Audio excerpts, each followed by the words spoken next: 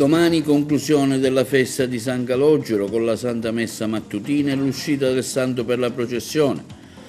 Ieri diversi eventi, la Santa Messa delle due arciconfraternite, quella dell'Addolorata e di San Calogero, la marcia dei devoti disabili da Piazza Municipio al Santuario, concerto di Frassica e la sua band, non senza qualche polemica per mancanza dell'acqua al termine dell'esibizione.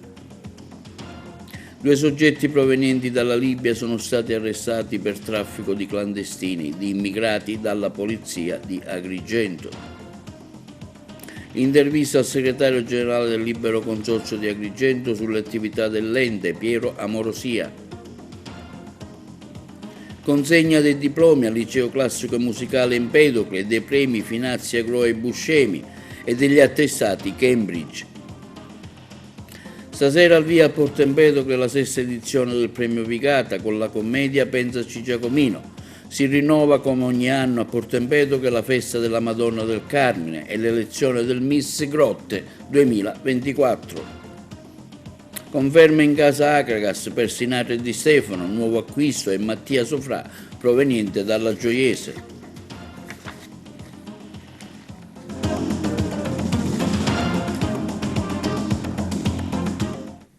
E buongiorno con l'appuntamento odierno del nostro TV Notizie.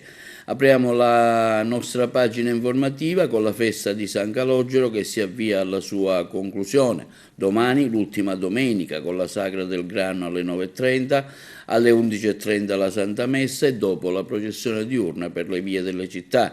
Alle 19 messa all'Addolorata che dà il via alla processione serale, quindi i giochi pirotecnici. Intanto ieri si è svolta la Santa Messa con i pellegrini delle due arciconfraternite presenti, quelli dell'Addolorata e di San Calogero. Vediamo le interviste. Don Lillo, oggi una Santa Messa particolare, alla vigilia tra qualche giorno finisce San Calogero, tra la parrocchia dell'Addolorata e San Calogero. Sì, siamo venuti qui come santuario della Beata Maria Vergine dell'Addolorata, quindi con i confrati e le consorelle, ovviamente una rappresentanza come ogni anno per onorare il nostro santo agrigentino San Calogero. Peraltro l'Addolorata e San Calogero sono idealmente unite, perché non dimentichiamo che la processione di San Calogero, sia nella prima che nella seconda domenica, arrivano al Sacrato dell'Addolorata e da lì riparte per arrivare poi qui a San Calogero.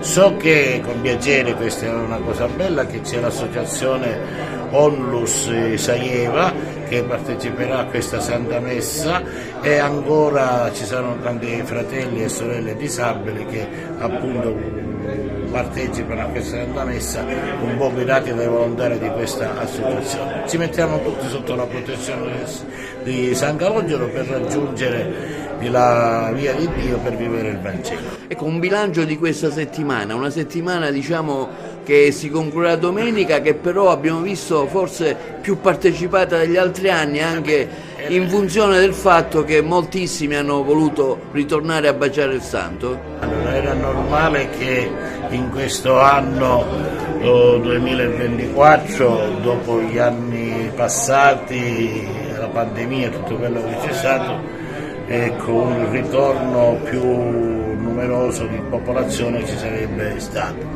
Io mi auguro che anche il bacio al Santo sia un atto di devozione e non semplicemente così, un tanto perché anche attraverso il bacio si può capire quanto sia importante guardare a San Calogero per arrivare a Dio. Questa Santa Messa tra le due arciconfraternite, San Calogero e l'Addolorata? Sì, è uno dei momenti di pellegrinaggio che durante tutto l'ottavario le parrocchie di Agrigento, in modo particolare anche la confraternita con il santuario dell'Addolorata, vengono a omaggiare il santo e vicendevolmente e scambievolmente, no, facciamo queste celebrazioni che danno la possibilità di vivere un momento di chiesa diverso. Oggi ha l'impressione di dire ancora di più la nostra celebrazione, oltre alla confraternita dell'Addolorata, anche un'associazione che si occupa di bambini con disabilità e quanti dei nostri fratelli agrigentini hanno qualche disabilità, una preghiera particolare con San Calogero. Domani si concluderà la festa, una festa che quest'anno è stata molto sentita, forse qualcosa in più degli altri anni da parte dei fedeli. Era da diverso tempo che non si poteva più omaggiare il santo salendo e baciando con devozione il santo, e quindi quest'anno è stata la prima volta. Basta sistemare qualche altra cosa per evitare l'assalto, così come i profani di cui i profani parlano, ma essere invece un po' più rispettosi della statua, ma anche rispettosi di quella che è la tradizione dell'Agrigentino. E prima della Santa Messa la marcia dei devoti in condizioni di disabilità a cura dell'Associazione Portatori di San Calogero, della Saieva Onlus e dei volontari del CAB, con una marcia che è partita da Piazza Municipio fino al santuario. Le interviste ai protagonisti.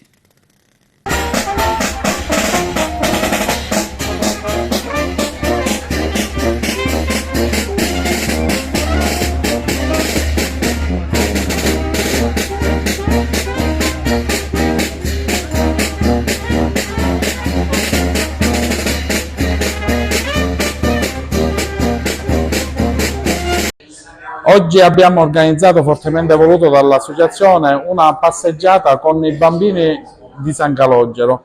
Siamo partiti dal municipio e con al seguito la banda musicale siamo arrivati fino al Sagrato. Ora Don Gerlando provvederà a benedire i bambini.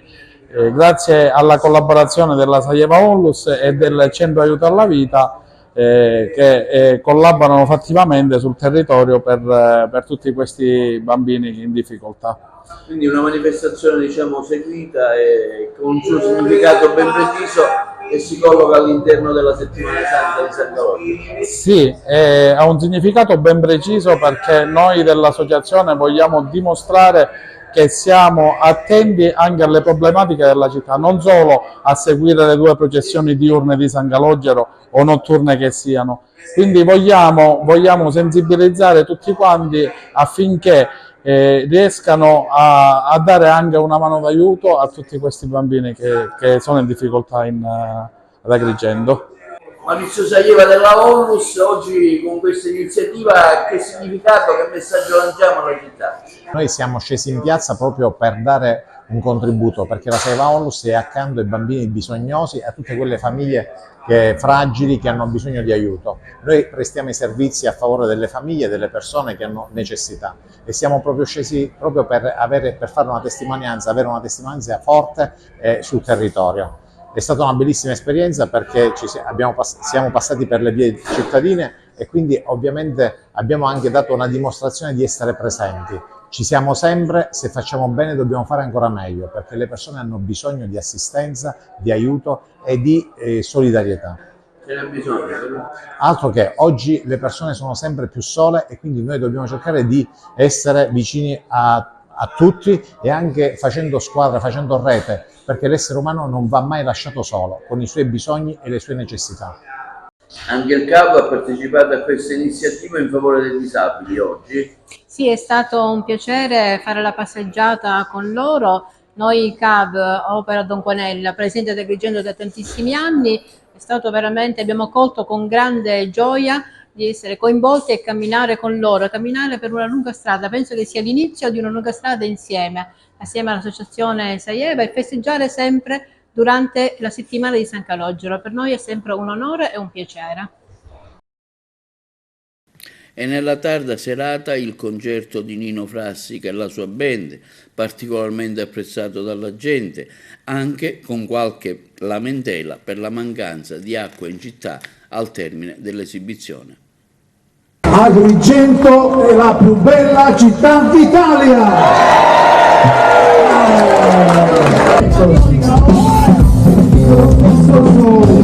Dicono che sono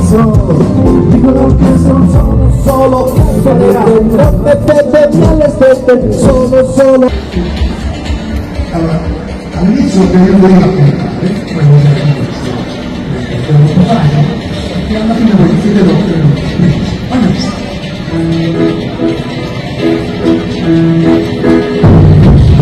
intanto grazie Sindaco, volevo dire che in questo momento particolare e voglio approfittare di questo momento per parlare ai miei concittadini dicendo che il prossimo anno sarà il 2025, l'anno di Capitale della Cultura.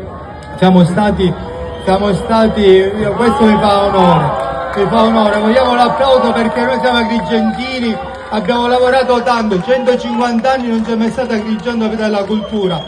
Vediamo tutti questi che fischiano cosa dovete fare. Io ci metto la faccia perché a differenza di chi non ci mette la faccia io ce la metto e quindi questo sarà, ma guardate, io non mi preoccupo di chi critica, perché purtroppo la critica fa parte della democrazia, quindi c'è chi è a favore e c'è chi è contro. Noi come siamo in un paese democratico ci sta, però noi veniamo da una settimana di grande lavoro con il sindaco e col ministro San Giuliano. Due soggetti provenienti dalla Libia di nazionalità egiziana e siriana sono stati tratti in arresto e condotti in carcere per aver favorito l'immigrazione clandestina di ben 46 migranti, di cui 3 hanno perso la vita lo scorso 7 luglio.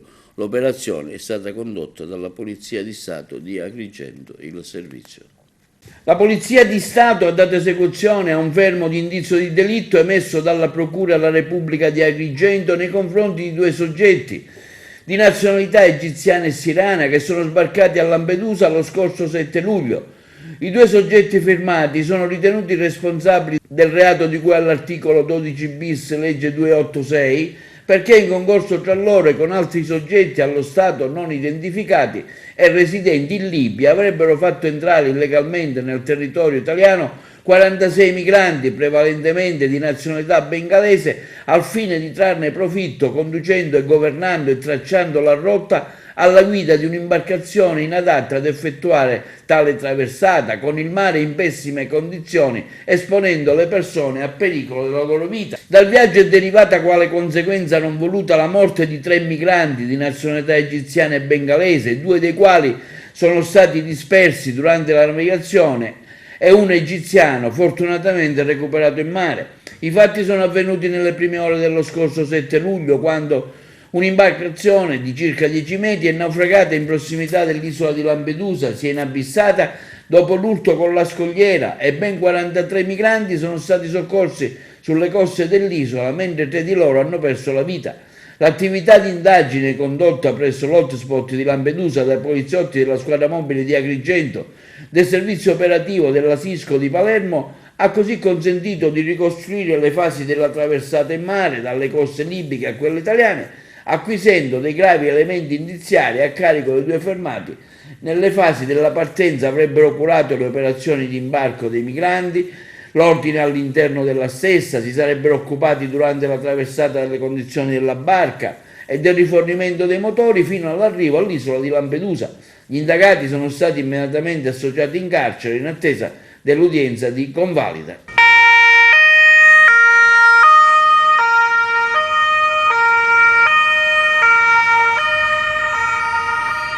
Il sindaco di Calamonaci, Pino Spinelli, è stato appena bersaglio della terza intimidazione nell'arco di 2 anni di suo mandato. Gli è stata indirizzata una nuova lettera anonima non affrancata con insulti, minacce e poi la conclusione con scritto dimettiti. La prima lettera è stata ricevuta nel lontano 2022, poi l'anno scorso, oltre a una lettera, anche il bossolo di una pistola.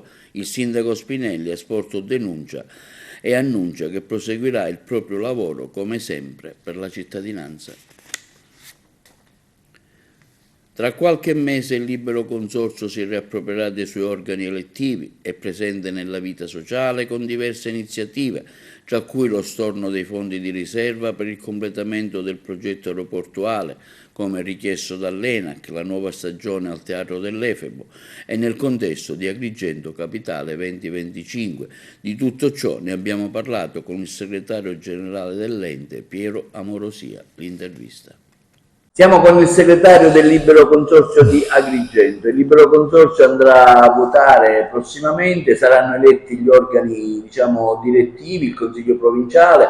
In quest'ottica però vi state già muovendo con una presenza nel territorio con varie iniziative. Mi riferisco in particolare ai fondi che avete prelevato dal fondo di riserva per completare la pratica dell'aeroporto, mi riferisco alle Febodoro e a tante altre iniziative, tra cui Agrigento Capitale della Cultura. Parliamone, segretario. Sì, finalmente si vota. Salvo ripensamenti da parte della Regione, a ottobre si torna al voto, anche se si tratterà di elezioni di secondo livello, però tornerà finalmente l'organo politico all'interno di questo ente locale e quindi cesserà questo commissariamento che ormai dura da 11 anni. Commissariamento che ha svuotato inevitabilmente la provincia delle proprie funzioni, ma soprattutto del ruolo mediano che aveva da tempo assunto tra il comune e la regione.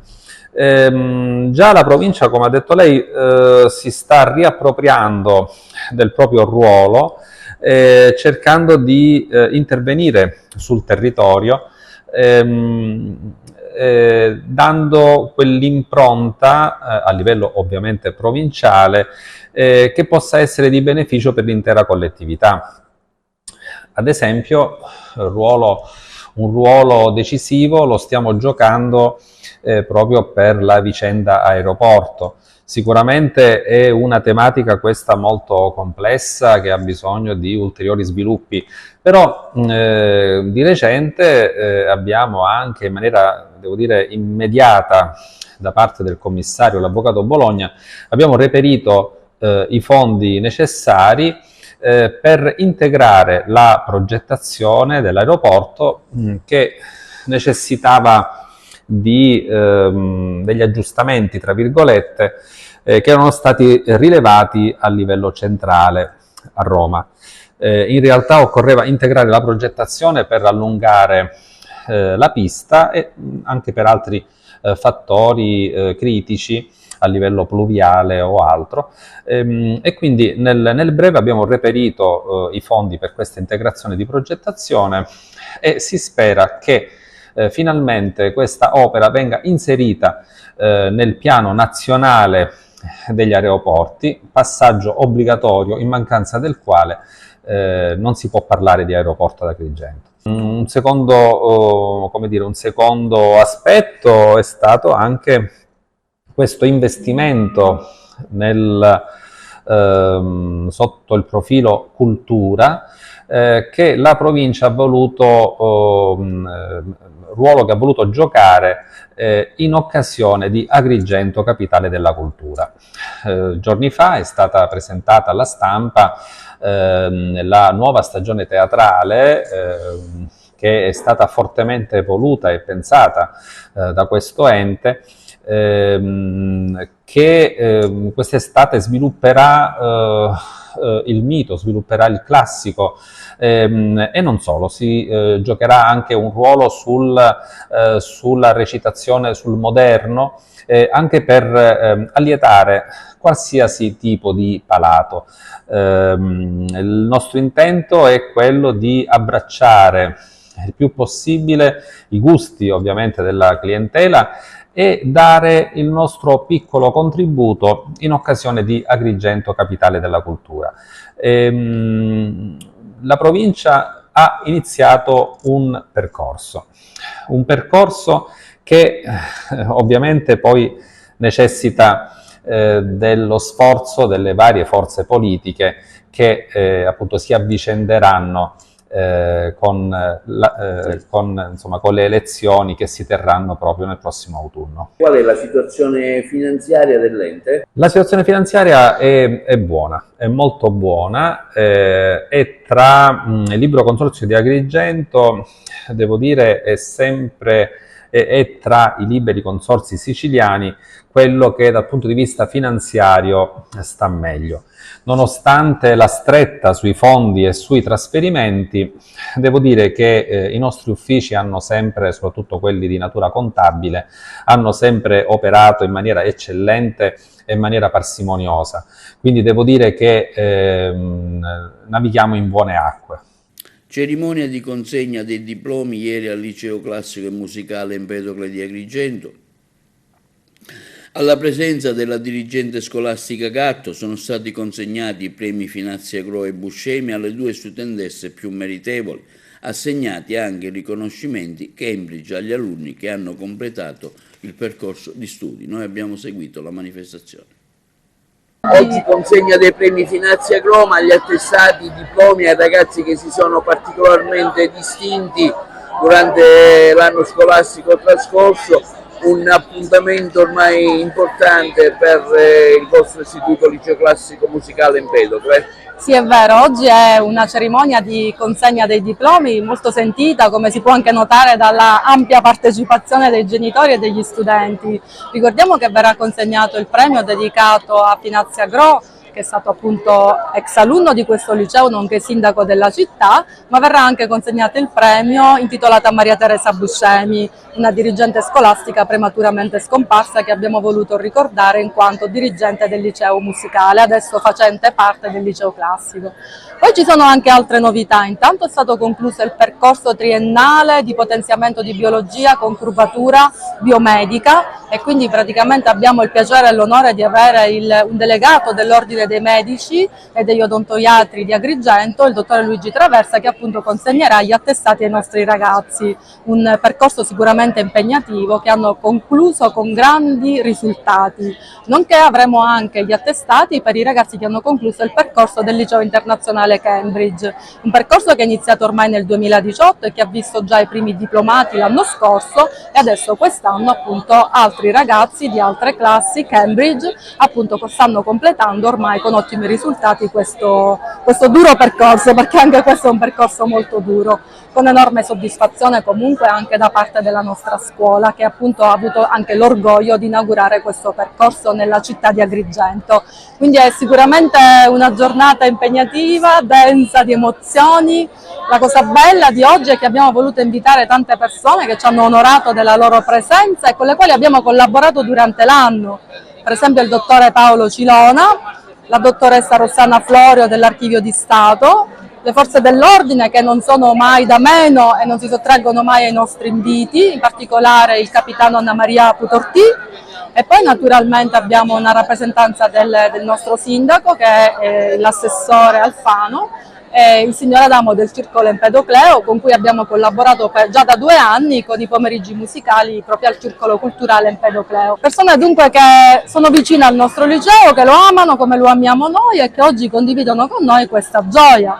Poi c'è anche una chicca, c'è un ragazzo che è uscito da questo liceo, adesso è un ingegnere, l'ingegnere Giuseppe Loiacono, che porterà la sua testimonianza come ex alunno che ha svolto una brillante carriera e anche lui è un orgoglio di Agrigento. Penso che sia veramente un pomeriggio denso di emozioni. È il completamento di un anno scolastico intenso con tante attività curriculari ed extracurriculari e che oggi vede appunto la serata finale, un momento di gioia e di festa? Sì, assolutamente sì. Intanto stiamo festeggiando tutti i nostri ragazzi, sia quelli che hanno raggiunto il 100 e 100 e lode, ma anche tutti gli altri, perché la festa è per tutti e siamo contenti ed orgogliosi di tutti coloro che hanno concluso il percorso quinquennale del Liceo Classico e Musicale Empedocle e si sono anche impegnati, come ha detto bene lei, in tantissime attività. Basti pensare un po' a tutto quello che hanno svolto nel corso dell'anno, la notte nazionale del liceo classico, la notte nazionale dei musei, ma anche l'orchestra che ha animato diverse serate al Teatro Pirandello e non solo. Quindi diciamo che i ragazzi hanno fatto veramente tanto e sono stati sempre pronti ad accogliere quello che è stata la proposta formativa della nostra scuola. Ecco, finisce quest'anno ma già si pensa al prossimo, con quale progettualità intenderà portare avanti il nuovo anno? Sì, sicuramente è un anno che si conclude in maniera molto positiva e che ci spinge a fare sempre di più e sempre meglio per la nostra città.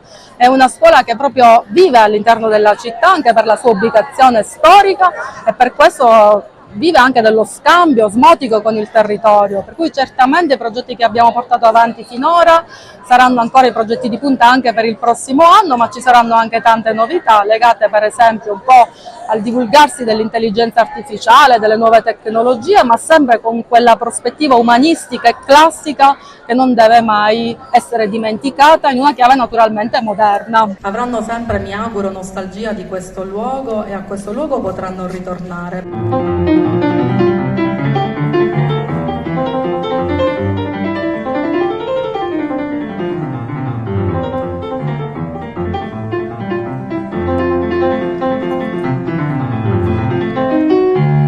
Celebrati i 100 anni delle suore morinelliane a Licata, presente l'arcivescovo Damiano e la madre superiore generale dell'ordine, madre Agnese, il servizio. Monsignor Alessandro Damiano, arcivescovo di Agrigento, nella piazza Carmine, nel cuore del centro storico di Licata, ha presieduto ieri sera la concelebrazione religiosa in occasione dei 100 anni della congregazione delle suore morinelliane, fondate nel lontano 1924 da Vincenzo Morinello, canonico.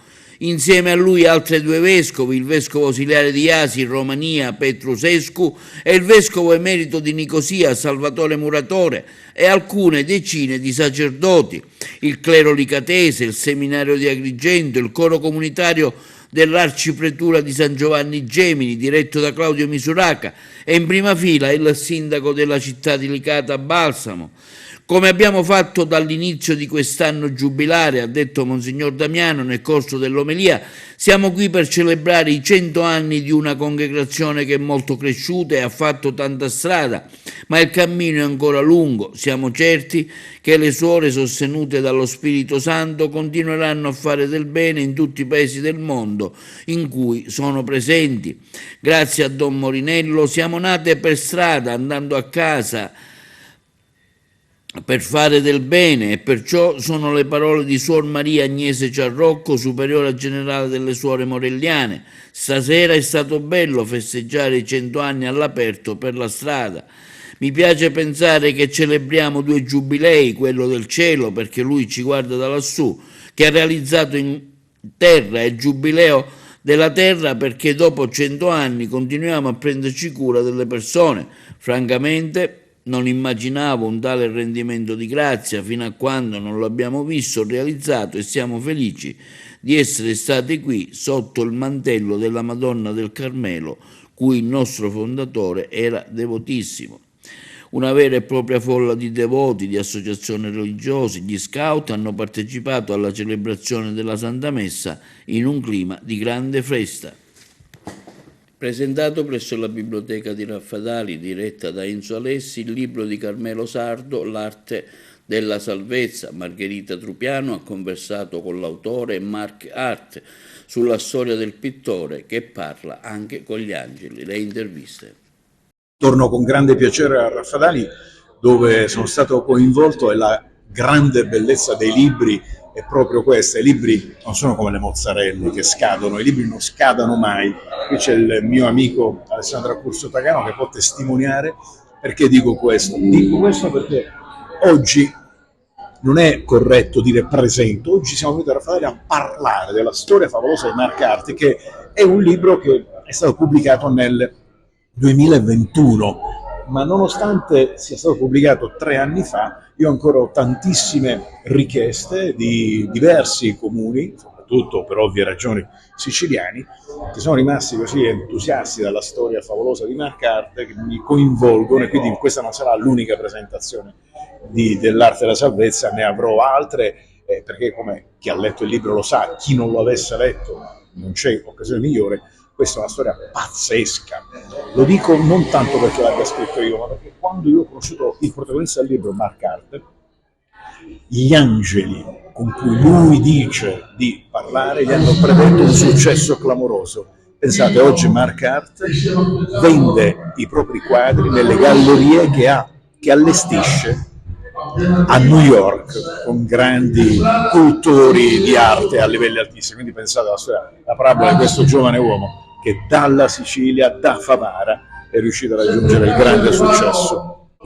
Io ospito per la seconda volta Carmelo Sardo e devo dire che ogni volta Carmelo fa delle pubblicazioni di grande interesse, non soltanto di cronaca spicciola, ma di alta cronaca, in forma intelligentemente letteraria. E allora mi pare giusto che una biblioteca lo usi. È una storia particolare, direi una di quelle storie che raramente si incontrano. Abbiamo la fortuna di incontrarla, incontriamoci.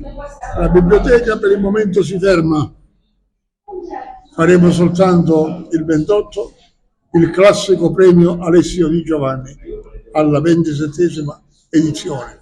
Dopodiché ritorneremo ad agosto, ma come? La biblioteca è in piazza. Andremo nelle piazze di Raffadali a presentare dei libri.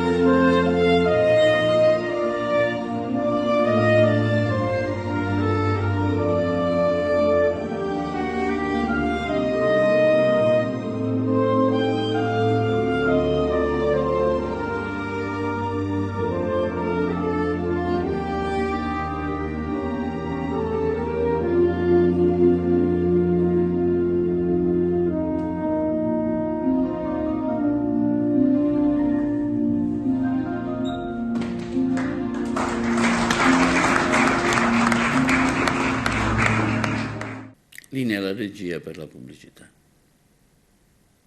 Prende il via stasera alle 21:30 in piazza Kennedy a Porto Empedocle la 6ª edizione della rassegna teatrale Premio Vigata, con la compagnia Caos che rappresenterà Pensaci Giacomino. Le manifestazioni andranno avanti fino al prossimo 17 agosto e sono organizzate dal Comune di Porto Empedocle in collaborazione con l'Associazione Terra Vigata, patrocinati dall'Enel e dalla Regione Sicilia. E come ogni anno, ormai di antica tradizione, la 3ª settimana di luglio a Porto Empedocle si rinnova l'atto di devozione e la promessa nei confronti della Madonna del Carmine. Un ricco programma di eventi religiosi e culturali quest'anno daranno vita ai festeggiamenti. Una tradizione che unisce momenti di fede e religiosità popolare che caratterizzano la festa, il culmine come ogni anno domenica 21 luglio con la processione solenne a mare nelle ore serali che rafforza il rapporto viscerale che la città ha con il mare. Forze dell'ordine, amministrazione comunale, clero e organizzatori, con un rapporto di collaborazione sinergica, hanno già dato seguito agli aspetti organizzativi necessari per garantire l'ordine e la sicurezza della popolazione che affollerà le vie e il porto di Porto Empedocle. Addio a Giovanni Arigò a 9 giorni dalla esplosione della fabbrica di fuochi d'artificio a Messina, nel quartiere Bordonaro. La corrispondenza proprio dai colleghi di Messina. Non ce l'ha fatta Giovanni Arrigò, 42 anni, rimasto gravemente ustionato a seguito dell'esplosione della sua fabbrica di fuochi d'artificio nel rione Bordonaro di Messina il 4 luglio scorso. Troppo gravi le lesioni riportate. L'uomo è deceduto dopo una settimana di agonia al centro Grandi Ustioni di Genova, dove era arrivato in condizioni disperate dal Policlinico di Messina. Le condizioni del titolare dell'Arigò Fireworks di Contrada Carolenne, storica ditta di fuochi d'artificio, erano apparse subito gravissime, avendo riportato ustioni nel 90% del corpo e traumi alla colonna vertebrale e alle gambe. Da qui il trasferimento in aereo militare a Genova, un volo organizzato dalla prefettura di Messina. Rimasta invece in Sicilia e in condizioni meno critiche la madre e la sorella del 42enne, che hanno riportato delle ustioni per fortuna meno gravi. Dalla ricostruzione di quel tragico 4 luglio emerge che il titolare dell'impresa stava lavorando dentro un piccolo bunker, la struttura per la lavorazione delle polveri, quando è avvenuto l'innesco. L'uomo è stato investito dall'esplosione ed è stata distrutta una struttura di 20 metri quadri. Madre e sorella lo hanno soccorso, rimanendo feriti a loro volta con ustioni del 30% sul corpo. La madre, Giusy Costa, si trova all'ospedale civico di Palermo. Cristina Arrigò, la sorella, è rimasta al Policlinico. Giovanni Arrigò aveva 42 anni, era sposato e padre di 2 bambini. Aveva ereditato un'impresa storica nel campo dei fuochi pirotecnici. Tra i suoi ultimi post, il video dei giochi d'artificio in occasione della Madonna della Lettera. Tra i tanti messaggi sui social, anche quello del Nucleo Diocesano di Protezione Civile, dato che Arrigò era stato in passato un volontario. 30 anni di reclusione a Martina Patti, la rea confessa di 25 anni per l'omicidio della figlia Elena di 5 anni avvenuto a Mascalucia. La bimba fu uccisa con un coltello nel giugno del 2022 e seppellita in un terreno vicino alla sua casa. La corrispondenza dei colleghi. L'indagata si sarebbe procurata il materiale, gli strumenti per poter occultare il cadavere, in particolare una zappa da giardino ed una pala. A tratti la signora ha asserito di non ricordare determinati aspetti della vicenda. Sicuramente faremo appello perché non ci spieghiamo, in mancanza di un movente, quale sia stata la ragione di un fatto così grave se non l'incapacità di intendere. Sono le parole del legale di Martina Patti, l'avvocato Gabriele Celesti, il quale ha già annunciato il ricorso in appello contro la sentenza di condanna a 30 anni di carcere inflitta nelle scorse ore in primo grado alla 25enne rea confessa dell'omicidio della figlioletta, la piccola Elena del Pozzo, di quasi 5 anni, avvenuto il 13 giugno del 2022 a Mascalucia nel Catanese. La difesa, che aveva puntato sull'incapacità di intendere e di volere dell'imputata al momento dei fatti, continuerà a puntare su questo aspetto anche in secondo grado di giudizio. Come avvocati possiamo dire di essere contenti, tra virgolette, di non aver riportato una condanna all'ergastolo, perché il reato era d'ergastolo, come erano contestate aggravanti e quant'altro, ma da un punto di vista tecnico faremo appello anche perché il profilo dell'incapacità di intendere e di volere non è stato condiviso dalla Corte, ha ancora detto l'avvocato.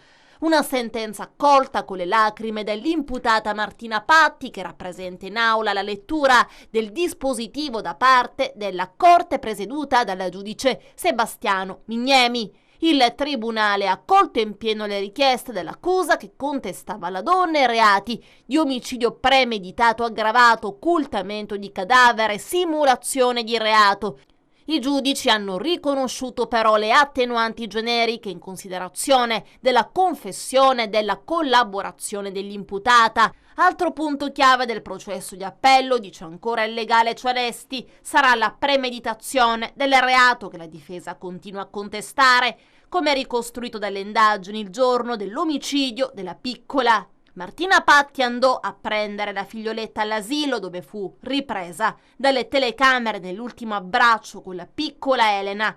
Poi la portò in un campo non lontano dalla loro abitazione e qui l'ha uccisa a coltellate, seppellendola in una buca poco profonda, prima di simulare un rapimento da parte di un comando di uomini incappucciati. Messa di fronte alle incongruenze del suo racconto, la donna confessò il delitto facendo ritrovare il corpo senza vita della piccola Elena. Nonostante ciò, Martina Patti non ha mai saputo spiegare veramente il movente di quanto accaduto. Gelosia, una forma di gelosia nei confronti non solo della compagna dell'ex convivente, ma anche del possibile affetto che la propria figlia avrebbe potuto avere nei confronti della stessa. È verosimile che ci sia un concorso di premeditazione, ma anche che ci sia stata una causa scatenante. Che potrebbe essere quale? Che potrebbe essere, pensiamo anche a un'esternazione di gioia della figlia nei confronti del rapporto che magari aveva instaurato con la compagna dell'ex convivente. A Grotte questa sera, 13 luglio, in piazza Umberto I alle ore 21:30 si svolgerà l'edizione 2024 di Miss Grotte, organizzata dall'associazione Nino Martoglio di Aristotele Cuffaro. Saranno una trentina le ragazze partecipanti da tutta la provincia di Agrigento, intrattenimenti artistici con l'Accademia dello Spettacolo Palladium diretta da Lia Minio e la scuola di ballo Pass de Dance dell'insegnante Antonella Paradiso. Presentano il giornalista Davide Sardo e il conduttore Emanuele Cellauro. Messina protagonista del mondo grazie alla traversata sulla fune dall'Essone Joan Rose. In merito abbiamo sentito l'assessore Massimo Finocchiaro del comune di Messina.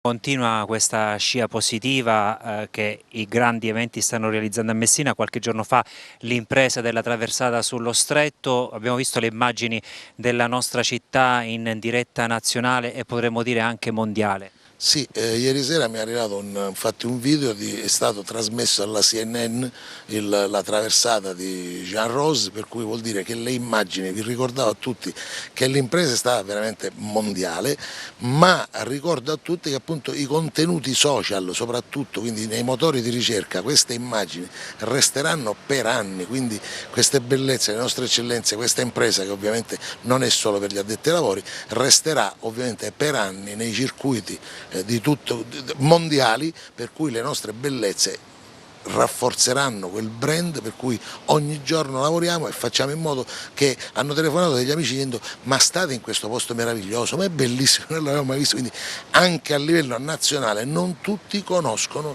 le bellezze che possiamo offrire. Viviamo veramente in un paradiso terrestre e lo dobbiamo fare vedere, perché ancora probabilmente non era stato venduto come doveva essere venduto. Numerose lamentele ci sono giunte in redazione per la messa condizione del marciapiede sito al villaggio Peruzzo di Agrigento, vicino alla farmacia e all'ufficio postale. Tante le persone che si sono incidentate nel percorrere la sede stradale, che purtroppo versa in condizioni pietose, con diverse buche e le mattonelle divelte, come state vedendo nelle immagini girate. Pertanto, la segnalazione viene fatta al sindaco e all'assessore comunale competente affinché si possa sistemare in tempi brevissimi la pavimentazione in modo da non procurare gravi danni a chi quotidianamente si reca nei luoghi indicati ed evitare così gravi incidenti.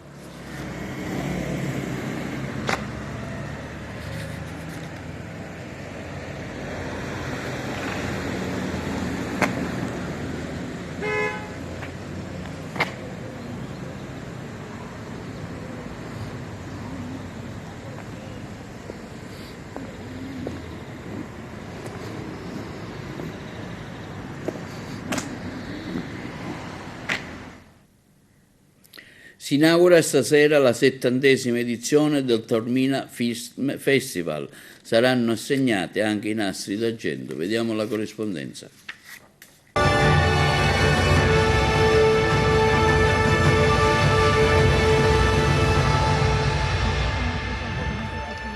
Inaugurato nella Perla dello Ionio il Taormina Film Festival 2024, che spegnendo le sue prime 70 candeline si attesta così come uno dei festival cinematografici più longevi e prestigiosi a livello internazionale. Grandi protagonisti della serata di apertura, i Nastri d'Argento, che sono tornati al Teatro Antico per omaggiare la commedia italiana con alcuni dei protagonisti più amati dal pubblico. L'evento dei Nastri è promosso dal Sindacato Giornalisti Cinematografici presieduto da Laura Degli Colli. L'invito del festival ci ha consentito anche di venire a festeggiare questi 70 anni e di essere vicini a questo festival che sta vivendo una nuova stagione, anche con qualcosa di originale, perché portare la commedia è anche portare un premio che nel nostro palmarès, che va verso gli 80 anni, ne compie 15, siamo gli unici ad averlo. Noi siamo dalla parte del cinema in sala e speriamo proprio che anche questi premi aiutino un po' ad avere un'estate al cinema. Nel corso della serata sono stati assegnati tra gli altri i premi a Christian De Sica e Carlo Verdone, insieme in una serata di ricordi, immagini e memoria. Tra i Nastri d'Argento speciali del 2024 consegnati sul palco di Taormina, anche quelli a Giuseppe Tornatore e Luca Barbareschi. Io sono un artista, diciamo, eclettico, non snob, per cui ho imparato da tutto. Eravamo tanto amati, ho 1500 puntate, ma poi Grande Bluff 1, 2, 3, Guastafeste, gli show in Barbatutto, qualsiasi cosa, grid. Ho imparato dalla televisione, ho imparato a fare bene il cinema, dal cinema ho imparato a fare bene la fiction. Oggi ho un'azienda che produce 4 film all'anno, do da mangiare a 70 persone, lavoriamo, abbiamo vinto tutti i premi del mondo e ho il cuore di un quindicenne intrappolato per uno strano incantesimo in un corpo di settantenne.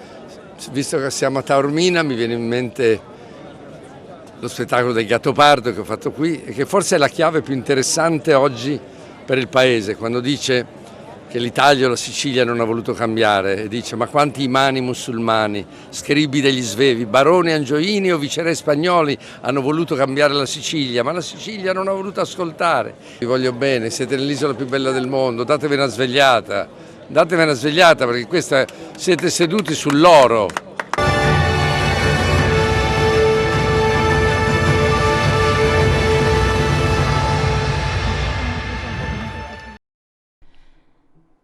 Niente per bocca dalla mezzanotte, mi raccomando. Fino a pochi giorni fa questo era il monito dei chirurghi ai loro pazienti obbligati a rimanere a digiuno dai liquidi e solidi dalla sera al mattino successivo di un intervento chirurgico programmato con anestesia generale. Una tortura di fame e di sete, con proibizione anche di bagnarsi le labbra con un sorso d'acqua. 9 ore di digiuno assoluto preoperatorio, una prassi oramai consolidata in vigore già dal 1946 in tutti gli ospedali del mondo. Una task force trasversale rappresentata da diversi paesi europei insieme agli Stati Uniti ha però presentato nuove linee guida, frutto di un ampio studio clinico durato 18 mesi, promosso dall'ESAIC al Congresso Medico ed Anestesiologico di Monaco e pubblicato sull'European Journal of Anesthesiology, nel quale si suggerisce un drastico cambio di rotta in tutti gli ospedali del mondo, ovvero una riduzione dei tempi del digiuno preoperatorio a solo 2 ore prima rispetto all'inizio dell'intervento chirurgico e in molti casi anche 1 ora prima. La proibizione di assunzione di cibi e di liquidi prima di un'anestesia generale era dettata dal rischio di una reazione vagale con riflesso di nausea e vomito durante l'induzione farmacologica del sonno, con la possibilità di rigurgito di materiale gastrico dall'esofago e conseguente aspirazione nelle vie aeree del paziente addormentato e incosciente.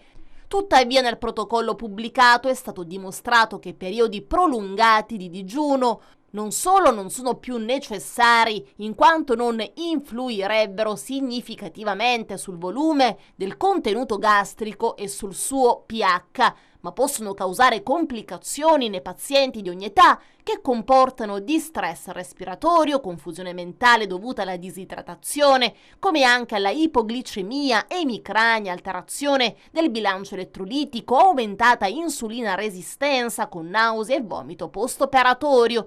Le novità che emergono dalle nuove linee guida suggeriscono che i pazienti devono essere sollecitati a bere fino a 2 ore prima di entrare in sala operatoria, ovvero sorseggiare liquidi chiari come acqua, tè, caffè, anche macchiato, camomilla.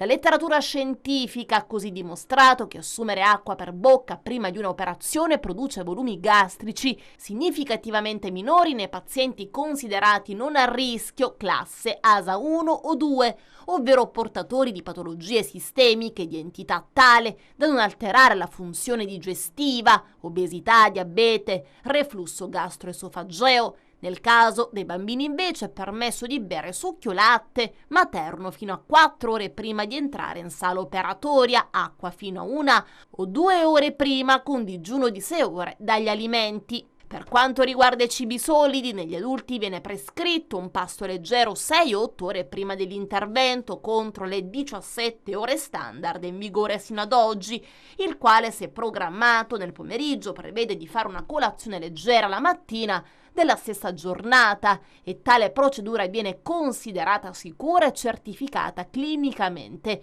Tutti i pazienti di ogni età sottoposti invece ad interventi chirurgici d'urgenza vanno trattati con procedure standard come se fossero a stomaco pieno.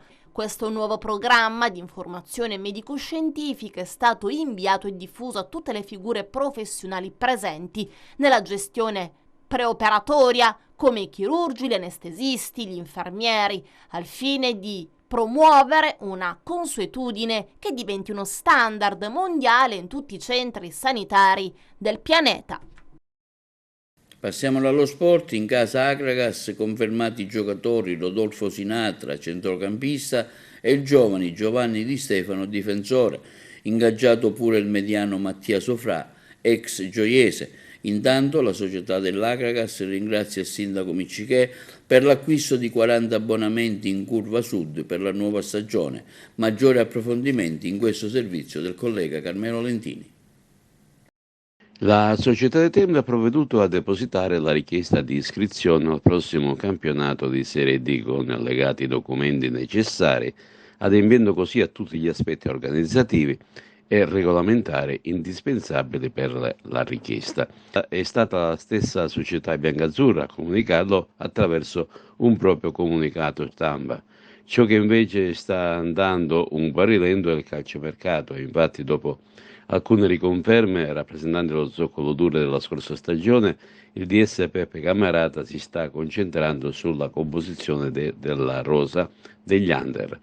Ripilogando, attualmente hanno accettato di rimanere in Megazzurro il difensore di Michele Fragapani ed Angelo Rechichi, l'esterno Alessio Mannina, l'attaccante Simone Scozzari, il fantasista Paolo Grillo, l'esperto centrocampista Desiderio Garufo, con il quale è stato concordato un biennale. Ritorna alla base invece dopo una stagione con il Mazzara il difensore Davide Locascio, mentre arrivano ad infoltire il numero degli under a disposizione del tecnico Lillo Bonfatto, l'esterno sinistro e mezzala di centrocampo Rocco Riggio, classe 2004, la scorsa stagione a Vittoria. Dal punto di vista tecnico invece è stato inserito nello staff di Bonfatto Giovanni Tedesco, un giovane 25enne in possesso del patentino di allenatore e agrigentino pure sangue. Si parla con insistenza del possibile arrivo di un giovane portiere classe 2001. Si tratta di Salvatore Marino, proveniente dalla CR Messina e in precedenza con il Melfe. Mentre, e questa è notizia dell'ultima ora, è arrivato il nuovo centravanti per l'Akragas. Si tratta del ghanese Eiram Leven, classe 99, ex Budone in Serie D, e tra campionato e Coppa ha collezionato una 60ina di presenze, realizzando complessivamente 15 reti. In un recente passato ha militato con Virtus Verona, Union Clodiense, Chioggia e Villafranca Veronese. Tra le sue esperienze anche quella in Kosovo con la maglia del KF Trepkan 89. Avanti dunque con la linea giovane, quindi l'Akragas riconferma un giovane del proprio vivaio, offrendo anche 2 anni di contratto. Ci riferiamo al difensore esterno basso Giovanni Di Stefano, classe 2006. La scorsa stagione Di Stefano, malgrado la giovane età, ha accumulato diverse presenze in prima squadra e diverse convocazioni anche nelle rappresentative nazionali juniors di Serie D. Riconfermato anche il centrocampista Rodolfo Sinatra, classe 2002, con precedenti esperienze con Canicattì, Cittanovese, San Luca, San Cataldese e Licata. Sinatra, lo ricordiamo, è cresciuto calcisticamente nel settore giovanile del Palermo e del Mantova. Bene, questo è tutto per l'edizione odierna del nostro TVA Notizie. Vi ricordiamo che i programmi di TVA si possono vedere in tutta Italia sul canale digitale 268, in streaming sul sito www.televideagrigento.tv, mentre il telegiornale sul canale 93 di Video Sicilia alle ore 15 e alle ore 20 e con replica la mattina alle ore 9. Questo è tutto per oggi e vi auguriamo un buon fine settimana.